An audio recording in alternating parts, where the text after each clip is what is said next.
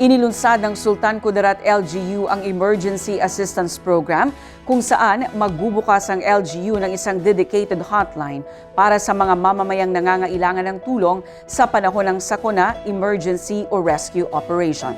Ang PPP story mula kay Jen Garcia. Isa sa mga pangunahing layunin ng pamunuan ni Mayor Dato Shamim Berwar Mastura ay ang pagtitiyak na ang bayan ng Sultan Kudarat ay laging handa sa pagharap sa anumang kalamidad. Dahil sa mga naranasang mga pag-ulan na naging sanhi ng pagbaha sa iilang mga barangay sa bayan, patuloy ang paghahatid ng relief assistance ng LGU.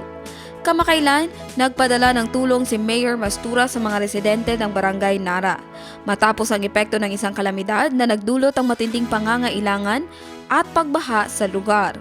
Ipinag-utos din ng alkalde ang agarang pagtukoy at pagbibigay ng solusyon sa problema ng pagbaha upang matiyak ang kaligtasan at kapakanan ng mga apektadong residente. Inilunsad din ng LGU ang Emergency Assistance Program, kung saan magbubukas ang LGU ng isang dedicated hotline para sa mga mamamayang nangangailangan ng tulong sa panahon ng sakuna, emergency o rescue operation. Jen Garcia, iMinds, Philippines.